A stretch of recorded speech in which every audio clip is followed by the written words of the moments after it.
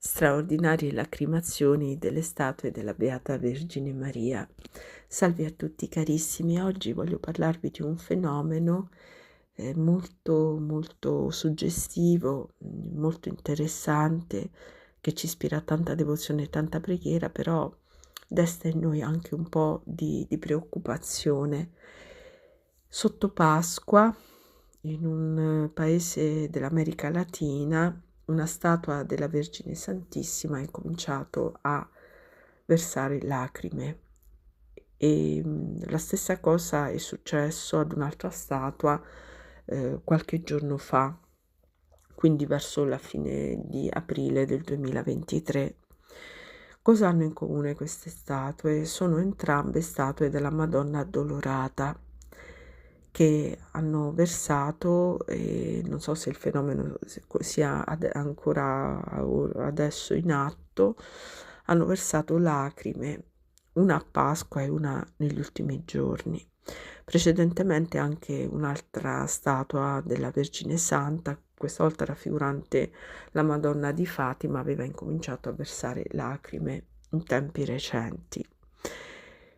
È un fenomeno che dà molto da pensare, ci commuove, però ci preoccupa anche un po' e ci richiama ad una preghiera più fervorosa e attenta, una preghiera del cuore, ci richiama anche alla conversione e ci fa capire che i tempi di Dio ormai penso siano maturi per andare incontro ad eventi che sono già stati annunciati a Medjugorje, no? I 10 segreti sappiamo tutti che non saranno piacevoli e probabilmente ne siamo ormai, siamo entrati nel tempo dei segreti, anche se ancora il primo non è stato annunciato. E cogliamo in questo arcano e misterioso linguaggio delle lacrime un richiamo alla conversione. La Madonna ha detto più volte che chi non che chi prega, ecco, chi prega ed è devoto a lei e al Santissimo Sacramento, a Dio Padre, alla Santissima Trinità e partecipa ai sacramenti e alla Santa Messa, non ha nulla da temere, perché lei, qualunque cosa accada, metterà i suoi devoti e le persone che si sono a lei consacrate sotto il suo manto.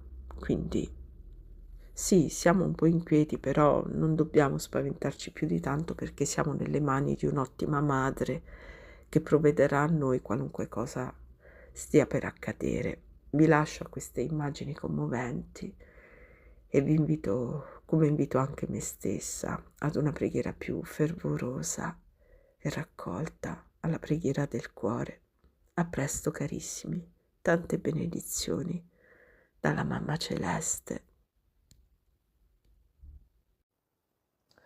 Stabat Mater dolorosa,